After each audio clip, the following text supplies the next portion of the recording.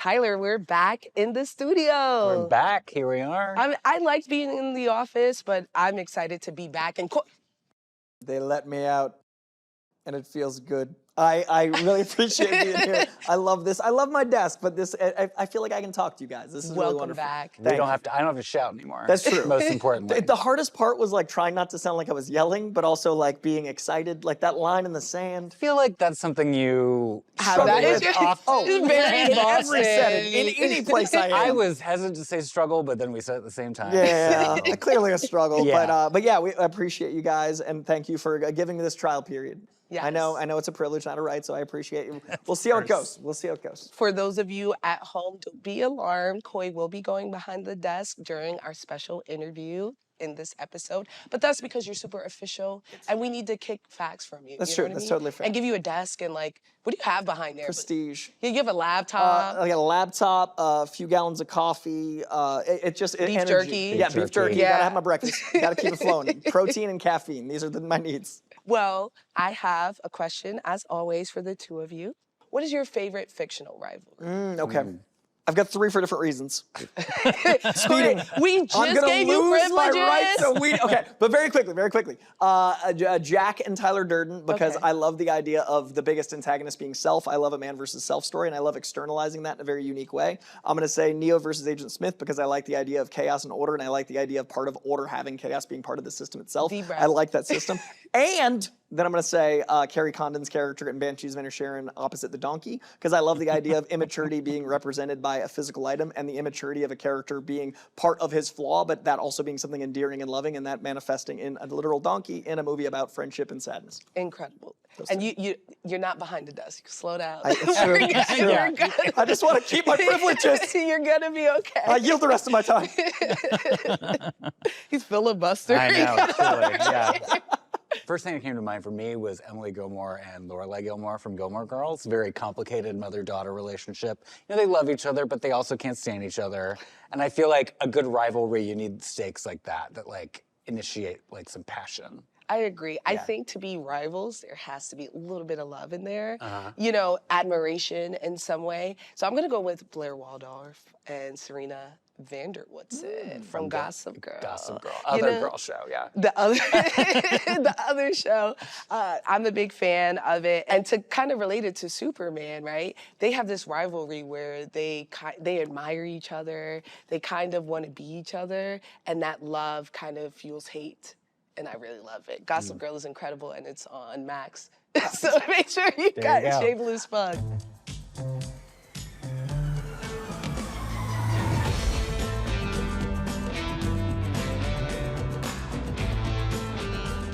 Welcome to the DC Studio Showcase. I'm nerd commentator Frankey Smith. I am entertainment journalist Tyler Coates. I'm comic correspondent and newly chaired Coy Jandreau. First of all, happy Independence Day. Thank you. It is the 4th of July. That is awesome. And we have a huge interview with David Corenswet and Nicholas Hoult, which is why we were talking about rivals, and which is why, Coy, I mean, first day on the mat. I can't be trusted. First day on the mat. I'm here for it. We are talking about rivalries. We are talking to one of the biggest of all times, and I was so proud that you didn't bring up Clark and Lex earlier when I asked. Honestly, to your point earlier about the mother-daughter relationship, my New York accent comes out strong. Yeah, I've been in New York for 7 weeks, and so I've been regression. I've had a regression with my accent. I've been working on it. But to your point earlier, I think with that interview, it was so great to see how close they were. And I think that kind of fuels the narrative of like that rivalry that we're gonna see on screen. Yeah, they can play enemies because they're actually friends. Yeah, and I think that Lex has a rivalry with Superman because he loves him a little bit. He admires him. That is your big take. That is my. I don't think saying this for months. I think Mark Waid was it Mark Waid who wrote Irredeemable. Mark Waid and Grant Morrison, I think, have both alluded to a certain. There's a passion, and like I think jealousy is a word I'd use before. Like I think love has some flavors of it, but I think that envy is so strong, and I think there is an element of like really strong admiration in these actors that isn't jealousy, and that's what's beautiful to see about like playing the levels is they both admire each other's work, but then you can use that as like this passion. I love that David has this big, beautiful hair, but Nicholas Holt's character Lex is bald.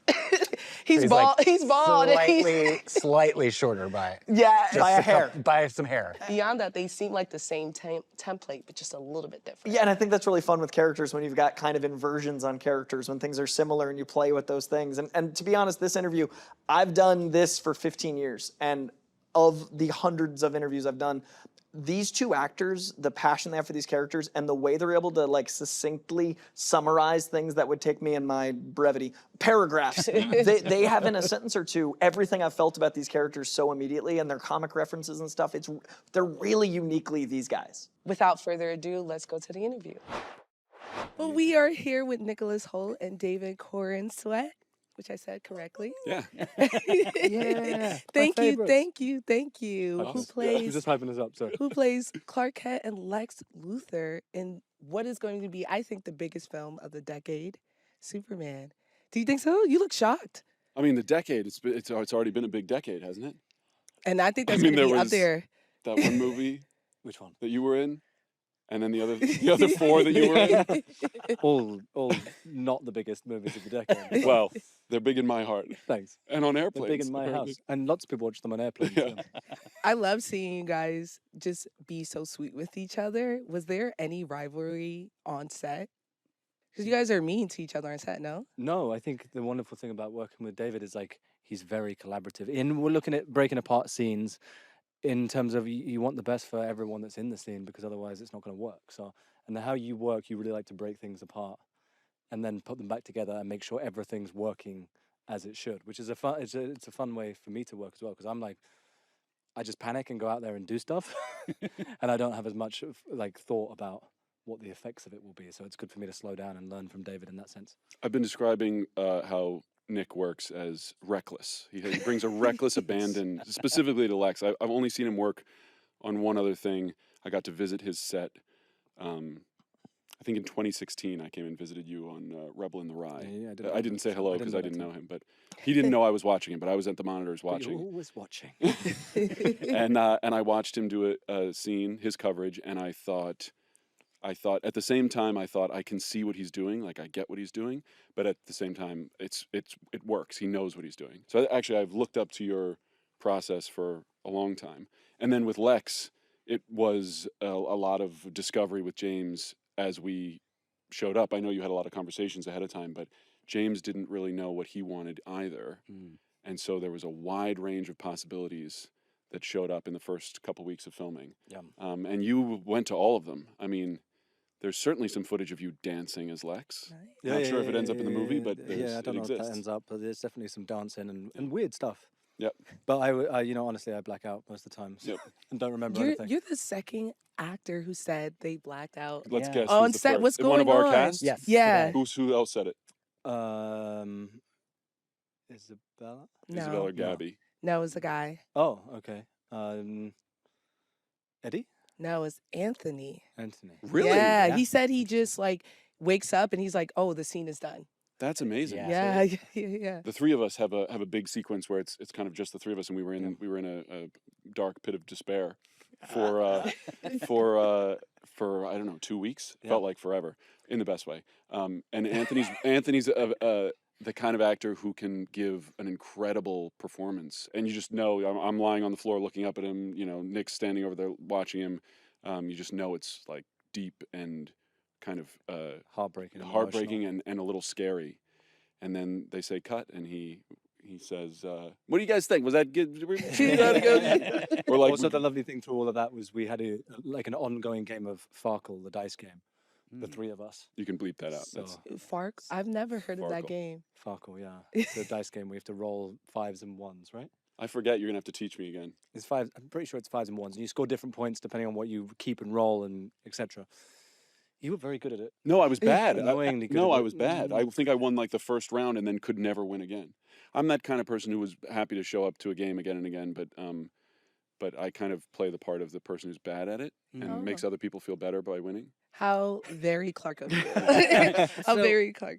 So we've heard that you both have kind of artistic backgrounds. Your father was a stage actor at one point, and your mother was a piano teacher. You have a great aunt who is an actor, and you have siblings who are actors. We've been asking everybody kind of what their pop culture origin story was, what they saw maybe as a kid that they were obsessed with and they thought, that's what I want to do. So do you remember if there was a movie or a TV show as Specific a kid? to Superman or no, just just generally? even as an actor? Because I think we both have watched Smallville growing up. That was like a big first Superman thing. Okay. But for me, it was Star Wars. I think being a Jedi was my That was my your dream. goal, yeah.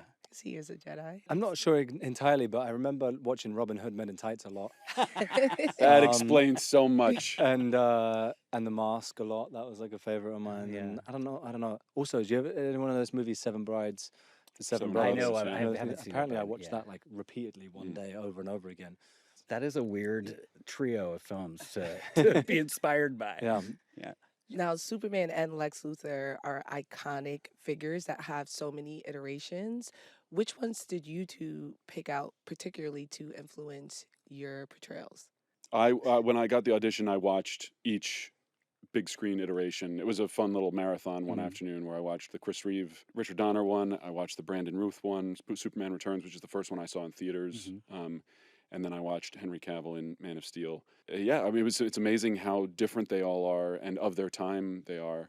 Can I tell you the first time I met David? This I still remember quite clearly because we were doing the Superman screen tests. And I walked out and we're in the studio where there was lots of shadows like throughout the outside because of how the sun was setting and whatever. And David had taken a chair out and found like the one spot of sunlight out in the car park sort of area. And you were sitting in it like getting energy from the Charging up. like Superman does. I looked and I was like, I'm gonna go say hello. I walked up and you stood up and I was like, oh my gosh, he's tall and handsome and he's Superman. And I was like, I have it like seared in my brain. I was like, I couldn't imagine anyone better for that role in that first meeting when I met him. And I still think that even more so now, having seen you do it through the film, through the shooting. Thank goodness it's not the other direction.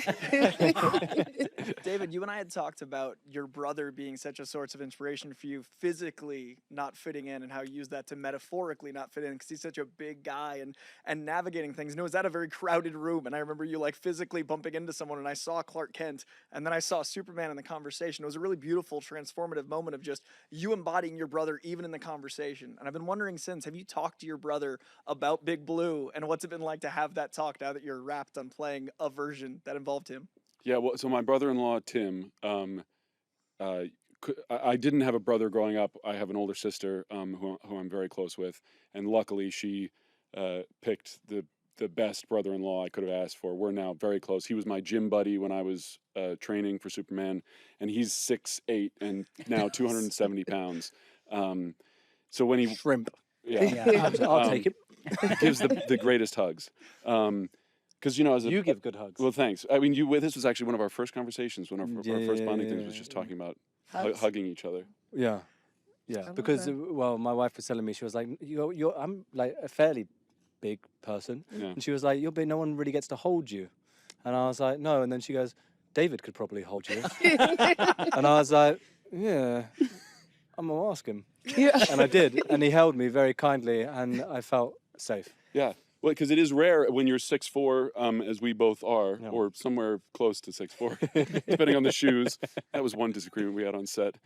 He got bigger lifts than I did in my boots. So No lifts, just regular shoes. There was no lifts. There was always this thing where he'd be like, "Oh, what's in your shoe?" There's lifts, and I was like, "This is a normal shoe. There's no lift in the shoe."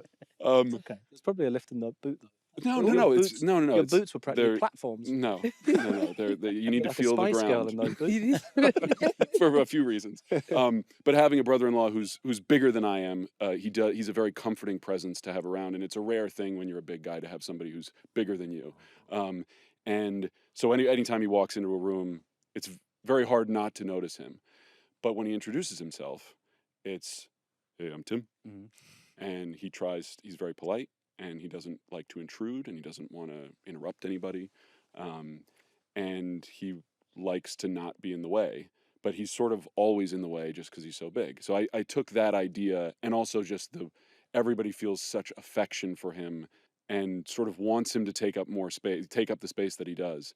So I took that idea of Clark Kent should be lovable, but should have that thing of like, yeah, you always manage to be in the way, but also you're trying not to be, but if you would just try not to be a little less, you might actually be in the way a little less. I said this somewhere in an article that was published, and he saw it, and I apologized to him because he's also very, Bashful. he's a shy guy. He doesn't like to be the center of attention, and Sorry, Tim.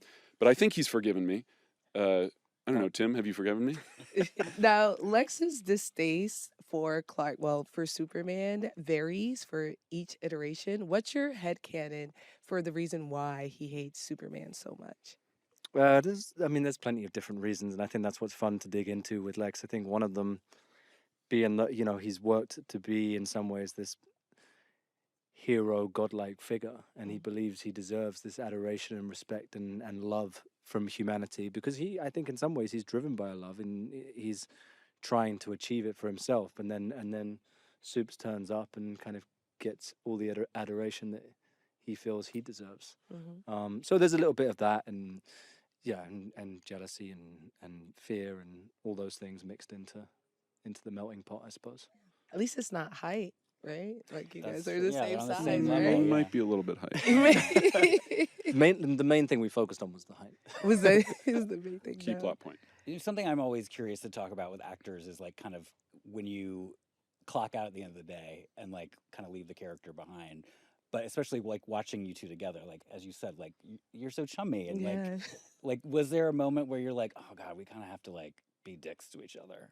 Sometimes it's hard not to, when I was doing scenes with you, it was sometimes hard not to let my appreciation for how amazing it was watching you work sort of well up in me and undermine whatever, stoic or furious feeling I was supposed to be having for you. But there is also this great mutual respect between the characters, I think, Right. ultimately. It sort of drives them. Yeah, so it sort of worked. I mean, the thing I felt was just that when I found out that Nick was going to play the part, I just sort of breathed a sigh of relief and thought, like, this is a really good thing to happen to this movie. And then the rest was just, marveling at Tim. I'm being too sincere now. Oh, Jesus. stop. It's like I threw the up in my wicked- mouth. Oh, wicked present. Yeah. Yes. Holding space. Nick, one of my favorite parts of this whole press tour, I think my favorite actual moment was you referring to Man of Steel Lex Luthor, when you and I were talking about what you referenced again throughout the experience. And I'm curious, what from that particular run most informed your psychology of the character, and if that's changed now that you've wrapped rereading it? Has anything shifted, especially in that particular tome of Lex? Yeah, I found that comic really, really wonderful for Lex in terms of interpreting him for this script and just getting to understand him a little bit. It was heartbreaking, that story from Lex's perspective a little bit, I felt. And there's one page where one of the images is a kind of, I think, Lex kind of reflected in Superman's chest. You could kind of see his image reflected off of the S symbol. And it speaks so much about how he views himself and how he views Superman and the world around it. That there was, and also there was bits of dialogue in that I would use as my kind of get into the accent or like the headspace of Lex a little bit. So there's one page of that I kind of still remember, and if I have to do the Lex voice, that's what I say to get into it as like a habit. I don't know. How did you decide like how Lex speaks, what accent he uses? It was playing around because initially there was a conversation where I was like, oh, he doesn't have to be American, and then I was like, oh, with the history of how we feel in this story, it felt right that they were, from Metropolis, and that would be an American city. So firstly that, and then just figuring out the intellect, and it's like a feeling thing. I don't know how to describe it completely. It's not like I went out and found one voice and was like, oh, that's what I'm gonna mimic or do. Right. It's just kind of a thing where you try a few things out and you go, oh, now let's send James little voice recordings occasionally. And then it's like an energy behind that, I suppose, that kind of hopefully works. Yeah. Well, we've had a huge debate in the studio from Superman Day that I want to bring to you, both of you. Okay. So I've been reading Superman my entire life. I'm from New York City, and I never read him as working class or poorer because he had all this land. And I don't know, I didn't know that She thought farmers are very wealthy. yeah, people. And so that changes how I perceived him this entire time. Do you guys think that Superman is working class? Yeah, I think that's something that I feel like, I don't know what I'm allowed to say. You can say whatever here. But like, I remember James You talking just about. trust her? Immediately start I was like, saying- yeah, sure. And then the social security number. And the last three on the back of the card are. I grew up on what? And the pin code was no. I think he wanted Ma and Pa Kent to feel less like kind of movie stars interpreting them in a movie, as to feel like real. I mean, I don't like using this term, but salt of the earth. Yeah. Right. Yeah. People, real people who are struggling and making ends meet.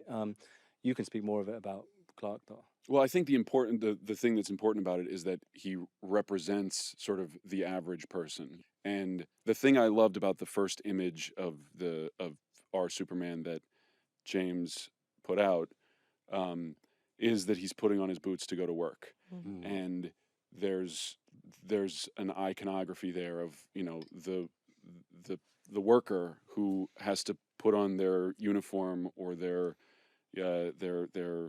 utility, what I'm Putting on his boots Yeah. and lifts to go to work.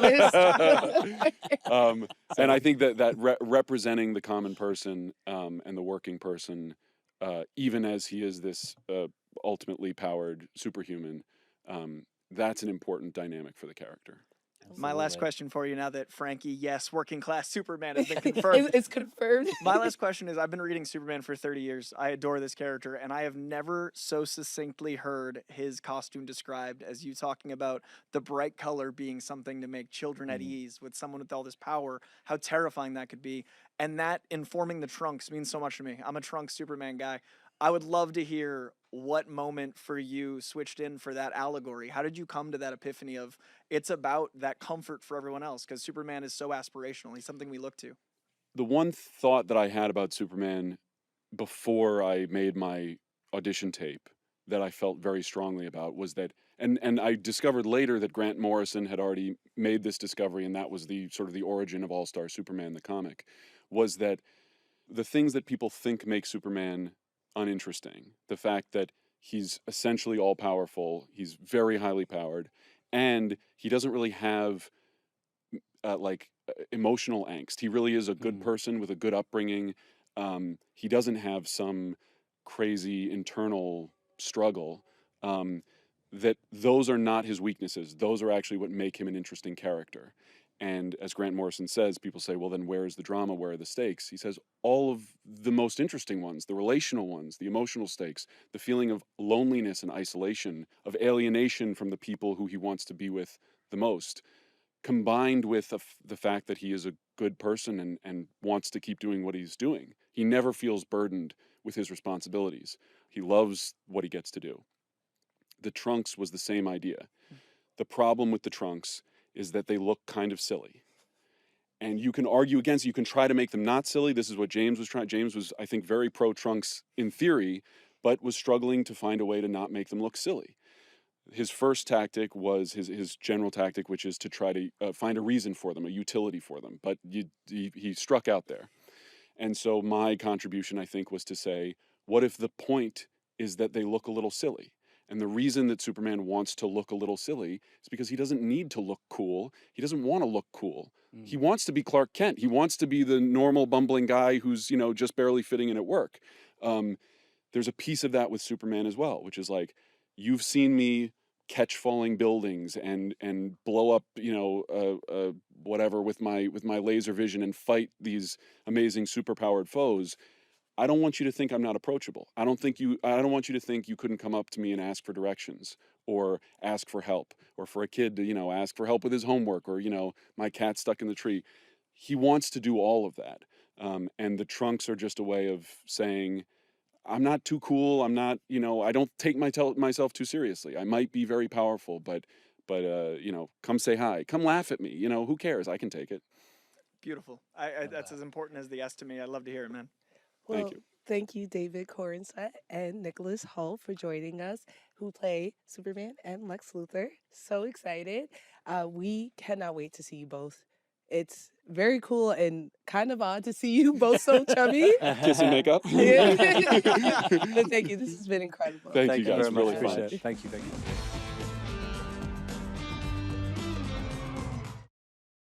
welcome back to the mat. Fast as a flash. That was insane. Yeah. Did you feel some Wicked parallels there? Absolutely. I'm glad you brought that up. I really feel like not just Wicked, the movie, but the way that press interview, I definitely feel Ariana and Cynthia Erivo vibes. So who's Glinda in this situation? I would say Nicholas Hoult is Okay.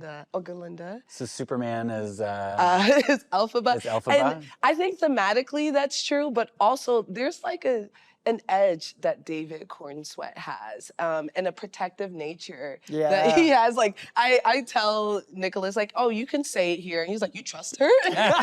He's like, yeah, she's gonna say what she wants. I'm like, he is right. I also love how comic versed they are. Like you know, you talk to actors and sometimes they read the key things, but to reference frames, to go back to those comics, and like just as a comic bias, it was really cool to hear that Nicholas used the dialogue from a comic to get into his rhythm. Like certain actors, like Gefilte Fish with Colin Farrell, like he had a key word, and then Nicholas had that page, and then the amount of times I've referred to some of the anecdotes that David has for Superman to more succinctly, like I'm not known for my brevity, he is able to really find a way to narrow in, and that means you really know something. Like when you can teach something, that means you know it, and these guys know these characters so much that I feel like they're able to summarize all of this years of lore. Now, Tyler, how was it to be so close to them?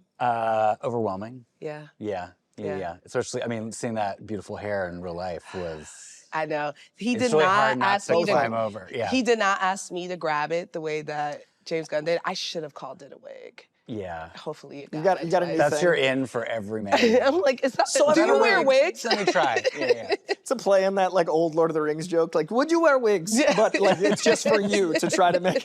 to get all these actors to get me to touch their hair. Absolutely. But I've loved watching them, not just in the interview, that was incredible, but seeing them on this world tour. It's made me feel like Superman is real, which I feel like is a part, you know, we watched that documentary that they put out. I feel like it's the same with Christopher Reeve. Again, where we're seeing him like interact with the public. There's a moment where they pass this dog over a bunch of people like he's a Right. baby for Yeah. a kiss. And I'm like, this is Superman. And I'm sure this is Lex, you know, but when we see him in person, he's much nicer than Lex Luthor. And not bald. And not bald. So yeah, we're seeing Nicholas in the tour, and we're seeing Superman / David Corenswet in the tour. Because Yeah. there are those moments where you really feel how much they embody the character for the world. And in this whole tour, it's just moment after moment of like impacting people, and that's what comics are for. They're to connect you to these ideals, and now these actors are in such a real way. I agree. And I think the thing about Superman, even though he seems very cookie cutter, he is, as you mentioned before, punk rock. You told me in the green room. I think comics in general are punk rock, right? Yeah. Like the broad sense of comic books is to get these radical at times ideas and to get underdog stories and to get things that are in your home, and they started as, you know, sometimes propaganda, sometimes things to like rally a cause. But if you think about it, like when you hand out pamphlets, you're literally giving people like a little bit of inspiration, and comics are that in a narrative that sweeps over decades. So comic books are this thing where you're handing people ideas and concepts, and then we've adapted those ideas and concepts into these stories, and then they become movies. And I just think it's really beautiful in an Independence Day moment to think about. We've always strived to be better, and we've always strived for these big goals, and that's Superman. So I think Superman's punk rock. I think comics are punk rock. I think this day is about that. Do you think it's odd to hear that Superman is punk rock, or I that mean, comics mean that much? No, I think also when you think about like what people dislike about comics, like there's like a crude like populism to it, which I think is like part of the punk element to it. Like punk is supposed to be like approachable and like a kind of aggressive, but like still a rallying cry, I think. So I think it's about like reaching the most people and using a medium to find people in that way. So I see that. Yeah. Yeah, I think particularly with this version of Superman that David spoke to, we're seeing him as someone who's inherently good, but it's his interactions, his relationships with other people, and how he's received that makes his story so interesting. Right. You ever met someone who's like, oh, Coy, who's like just so outrageously nice, and you're like, dude, who's like that in Yeah, real like life? what's he hiding under Yeah, there? what is he What hiding? is the dark side The of this bodies are coin? behind the desk. Yeah, that's true. Imagine. That's why we had to bring him out, because they were piling up. Yeah. too much Yeah, behind and that the ran out of space. investigation It was getting crazy. We were starting to smell it all these meters away. That's why we only had 2 or 3 guests at a time. Sorry, Yeah. Superman. No, but I think the punk rock element's going to be taken out of context with, like, some people are going to argue like punk has to be negative or angry, but I think being good is sometimes the counterculture. Like being good and wholesome and being like someone that wants to do the right thing, sometimes that goes against the grain. Like if you look at the internet, you're going to have more people attack positivity because negativity is easy. And so I think in now, like Superman is kind of counterculture because he's so good. Well, I think what we're going to see in Superman is that it's more complicated than doing the right thing. I mean, Yeah. it's, what does that mean to who? You Right. know? And like, I think you see in the trailer when Lois Lane is really like interrogating him, and it's the first time he's had to answer those questions. And I think it's Yeah. also like the first time that anyone has had to answer those questions for Superman. Yeah. Kevin Smith had a really great reaction to the trailer where he Yes, said that was like I love the it. perfect way to contextualize Superman for our time. You're seeing the ramifications of doing good. I love that you brought up the scene where Lois interviews Clark. And one thing that she brings up is, you're representing America. Yeah. And he's like, no, I'm not. Right. And I think that also represents Superman, where he's a global being, right? He's here to represent the world and what the world should be. And we just pin the American dream on him. We pin America on here. Yeah. Well, I think it's interesting because like America evolves, right? Like Yeah. America has changed. Like the characters we adapt are kind of reflections of each time. And I think Superman, absolutely truth, justice, the American way. Superman was invented around World War II for a purpose in bonds. But I think that is a Superman. And I think Yeah. as Superman has evolved, is now it's Superman is truth, justice, and a better tomorrow. And Yeah. that implies the world. And I love the world tour, and I love. And again, bringing it back to Independence Day, we as a country were like independence for the greater good. Like we wanted freedom, we wanted goodness for everyone here, and I think that is why I love Superman. Yeah. Like because it does tie in its own way to all of this. I love it. Now he's a global hope, Yeah, global hope. which is so cool. And I love thinking of, there's a Disney ride called It's a Small World, after all. I've heard of it, yeah. Right? And there's like little puppets that yeah. dance around. And for some reason, I always think about Superman when I think about that ride, where it's like everyone coming together and being together and him wanting peace. Yeah. And I love that. And I'm glad you brought up Independence Day, because that's a huge conversation around Superman. And, you know, there is still war and conflict throughout the world. And Superman is American. He's from Kansas. But there's conflict between America and other things. And he doesn't involve himself. What are the implications if he were?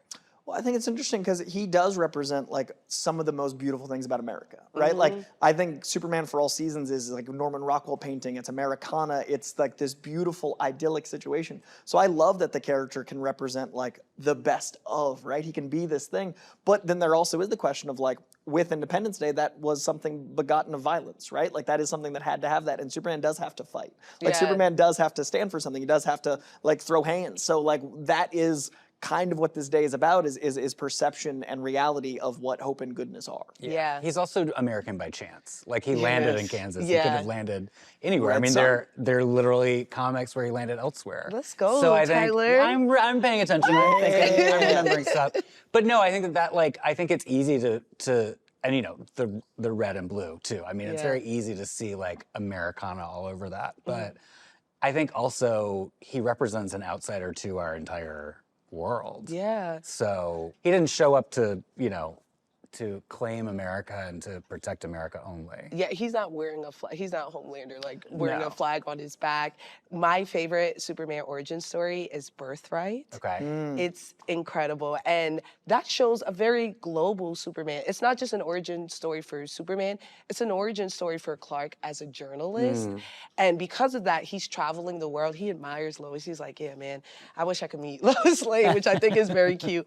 But we see Superman going to different places in the world as a journalist, and then using his superpowers to protect world leaders, things like that. And I I love seeing Superman as a shield, and that's also why I love the new emblem. Yeah. The new crest for him, because I mean the S is iconic and beyond. Wait, I have it on me. Oh yeah, the S is the S is iconic and So beyond. iconic you are wearing it today. Yeah, but I also believe that the new one looks like a shield, and I love Superman being a shield for the world, right? Him being someone who could protect. He wants to protect everyone. In this being a sigil makes it feel more like a family emblem, makes more like iconic instead of like, you know, a Times New Roman S. Like it Yes. feels Right. like it's got a protectiveness to it. And I think that's the beauty of the character is we all gave different versions of the character in our mind, but the overlap is the truth and the essence of the character. And everyone Right. can interpret him in a different way, and that's also America. Like,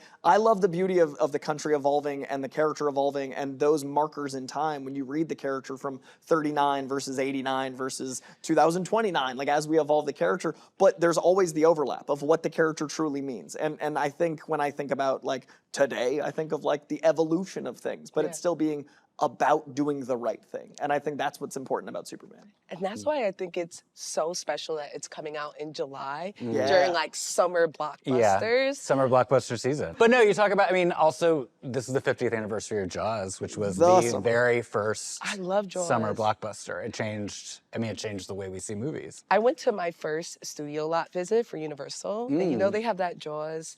The ride, or not a ride, but So You the see Bruce, you ride- drive Yeah. by Bruce. He comes up, and I learned so much about Jaws.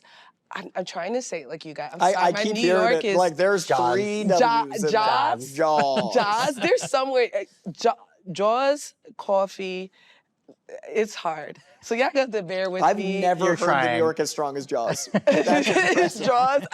It's Jaws. I'm working my hardest, y'all. Really, truly. I appreciate But I heard that it's like Steven Spielberg's like first big film. He was like 22, and the first time they got the animatronic, it broke. And yeah, that's oh why yeah, we got it was the broken the entire yeah, time, basically. Yeah. And that's why we have the vantage point. But yeah, I love summer films because it does make me feel, I don't know, not just happy to be alive. You know? I think summer blockbusters are as like American 4th of July as like hot dogs and having barbecues and things. Like to me, that's part of the family experience, the community experience. But what do you consider like a summer blockbuster? Like what do you think shapes are the musts? Well, yeah, I think like these big tentpole releases. I mean, I remember like Independence Day, the movie, when that came out. With That Will was Smith? like, yeah, that was a Yeah. big deal. Like ID4 was like the way they shortened it, and it actually premiered on Independence Day, and that was a big deal when that came out. I remember like Batman Forever being Yeah. a big summer. Like I was really excited about that. But I also think of like when I think of summer, I think of like a lot of coming-of-age movies take place in summer, like Stand By Me or Now and Then, which is sort of like the young Rosie female O'Donnell, version. Yeah. Christina Ricci and Gabby Hoffman are in that. Top Gun was Top a Gun Top Gun, Actually, very Tom, we both should just Top Gun and say Maverick, yeah. we should just say Tom Cruise. Tom Cruise is summer. I've never Mission seen that man in Impossible, winter. yeah. Yes. Mission Impossible. Are you a James Bond person or an Ethan Hunt? I'm kind of in the middle. You're so fancy. I always thought you'd be James Bond. I think I'm Ethan Hunt, Of but I course. think I'm Jason Bourne. Like if I'm gonna Because he's throw. feral. Yeah, like I think that my favorite Bonds are the ones that were like, that Jason Bourne guy's doing pretty good. Like I like the Daniel Craig ones because they're like, how's Jason Bourne doing? I will say the new James Bond film with Daniel Craig, I feel like he based on Tom Cruise. Like when I Interesting. watched the first one, I was like, I'm watching Tom Cruise. This is He's Ethan a little Hunt. shorter for James Bond, right? I mean, his performance, his grit. He was way more Physicality. physical. Yes, he was wearing a suit less. He Yeah, had yeah. Henleys on with it. Yeah. Since when? You know what I mean? I also want to throw another name in. Yeah. Mr. 4th of July. Remember when every year Will Smith had a movie? Yes. Like after Independence Day, it was like every year we had that, and I think that's what made him like the guy that families were like, a Will Smith movie. Yeah, like Men in Black, Yeah. yeah. I do Men in Black. It's because he does that. Woo! He's just and a that's vibe. Very, like that's it's very like summer. yeah, it's a celebration, and then that's what I keep wanting to harp on about Independence Day. Is like I feel like there's a joy and a spirit that ties into Superman for me. Like Yes. there's just like this energy of like bright colors and Americana and going with your family. Like to me, hot dogs, hamburgers, barbecue, movie theater. Like that's the spread. I would Maybe throw corn on the baseball cob. in there too, so I can talk about the best baseball film ever made, A League of Their Own. Fair. Oh, with Gina Davis. Yeah. There's no crying in baseball. Exactly. And Tom Hanks. Tom Hanks, longest pee in cinema. He's Yeah. what? There's that like crazy pee scene. He just pees for like 10 minutes.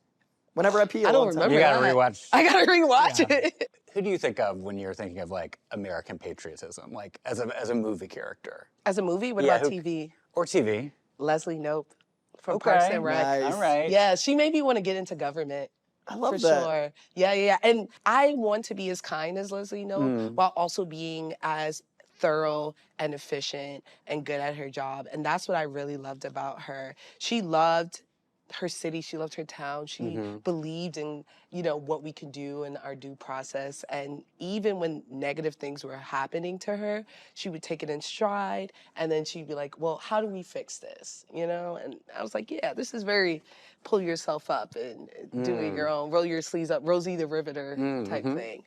I got a few. I know that's my problem. I know I do that. But I'll put them together. I'm going to say Captain America and Superman for the same reasons. I think Captain America and Superman are both really beautiful idealizations of what we can strive for. I think that they're not as cookie cutter as people think they are. And I think some of the things that people think are cookie cutter are like, it's like when you look at something and then you zoom in and you notice all the details. Like, I like that both of them, people think they're like following orders and doing blah, blah, blah, but it's actually their ideals. And then if that conflicts, then they say something or do something. I like that Superman does have an American representation quality, but isn't just for America. Because I think that's a beautiful thing about America is like, we want to help, we want to grow, we want to be more, but like, he's not stopping at a line. Like, he's not like, oh, can't fly past California. Like, I really like that. To me, Superman is the best of us, and what he represents is our best of. Like, when I think of like, the Midwest and rolling sweeping hills or our cities. Like, America's so beautiful because it's got the most beautiful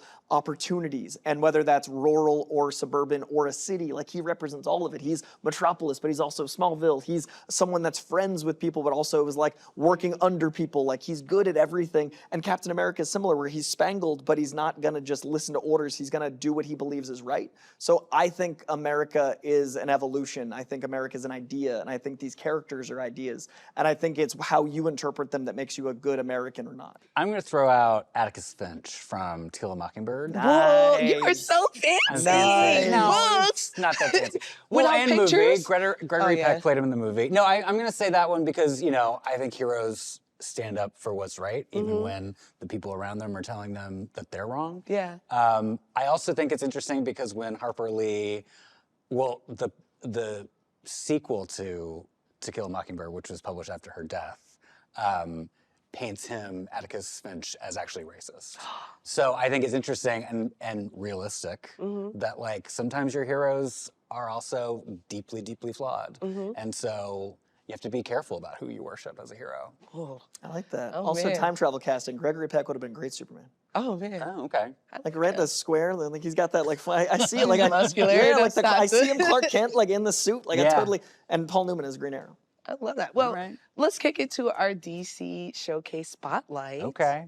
What's something you want to highlight today? A summer movie, another complicated, wild, and not always perfect, but Do the Right Thing by Spike Lee. I mean, Yes. I think it's best film still. Yeah. Shows what happens when like a lot of passion ignites and hits one another in like one of the hottest days of the year in summer in Brooklyn. Yes.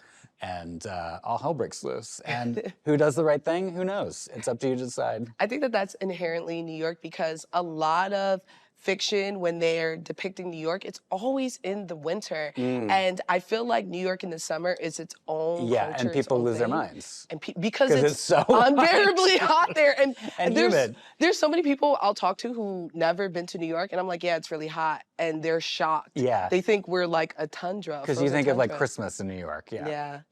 What about you, Coy? I've been watching a ton of Max, but one particular show started this journey, and that is because of this man right here.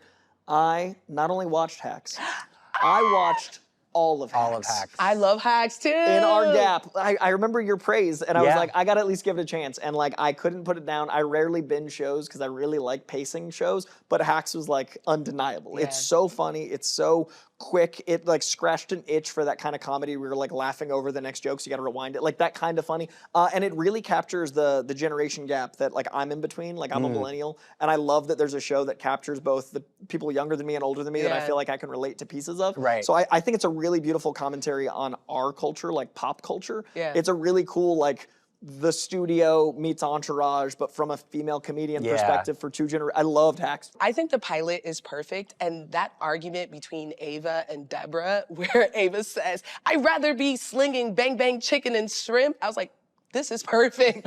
And it encapsulates their relationship and what we're gonna see in the next couple seasons. I'm so glad you're part of it. It's so good. Thank you. You're welcome.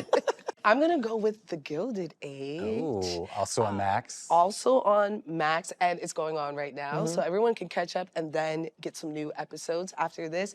It is about the Gilded Age in New York City while they're building the Upper East Side, and it's so messy. And it's about like war in society, right? Not actual physical war, but like the women are just going at it. It's so good. The fashion is incredible.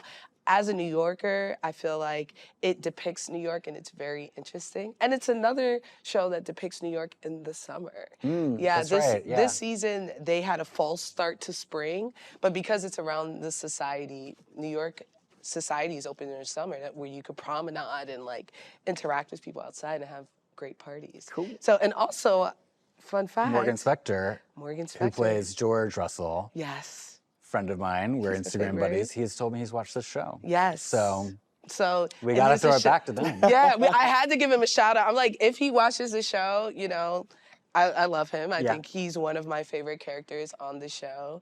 And to hear that he watches it is incredible because Gilded Age is incredible. I think it's really cool that we've made something about celebrating art and we get to talk to artists about it. Like when I go to events and talk to people and the people that watch this, there's always such an appreciation for the Ouroboros of art. So I love that we spotlight other art, and then when we go out, people are like, we watched that thing about art, and they're making cool stuff. So everyone that said hi about this show, thank you. I've never heard Ouroboros before I met you, and now I hear it It's like every day. every time. It's one of my words. I had It's to one of my look it words. up. Let me I tell think about you. the concept of the Ouroboros and butterfly effect all the time, which I is why my love it. antagonist pulls. Well, that's what we have for today. Thank you, everyone, for joining us for this full episode. Once again, happy Independence Day. You can catch new episodes of DC Studios Showcase every other Friday on Max's YouTube, or you can listen to us on Spotify or anywhere that there are podcasts. And if you're listening and you made it this far, you watched that whole interview and you're still listening to us talk, I think that means you like us, so please give us a nice positive review.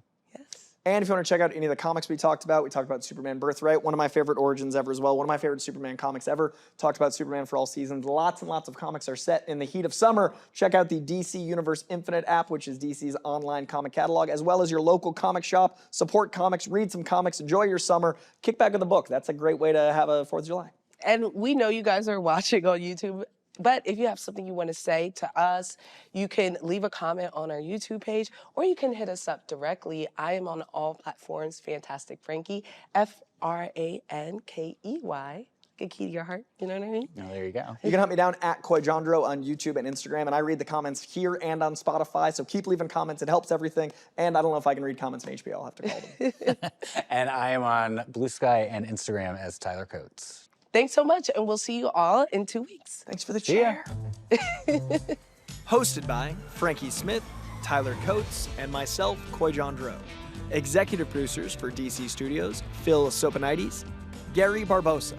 Executive producers for DC are Mike Pilata and Victor Diaz. Executive producer for HBO Max is Becky Rowe. Producer for HBO Max is Aaron Kelly. Executive producers for OBB are Michael D. Ratner, Scott Ratner, and Toby Lawless. Production manager, Kevin Lynn. Studio coordinator, Elijah Matias. Director of photography, Heath Gresham. First assistant camera, Chris Piper. Camera operator, Ben Cohen. Gaffer, Arthur Garcia. Key grip, Sam Satoski. Sound mixer and editor, Josh Falcon. Sound mixer, Darren Bowling. Composer, Ethan Walter of The Ringers. Hair and makeup artist, Kendall Shannon. Host coaching, Lisa Linky. Associate producer, Tess Bartholomew. Production assistant, Antonio Cavallo. Post-production supervisor, Mariana Chrysostoma. Assistant editor, Mark Alcacid. Editor, Adam Grabarnik. Director of Creative Development and Social Strategy, Lenore Castro. Senior Coordinator, Creative Development and Social Strategy, Sharif Bakari. Special thanks, OBB intern, Kira Hochberg. OBB intern, Amaya Machni. DC intern Ava Escada. OBB intern Kira Hochberg. Associate producer Chris Stith.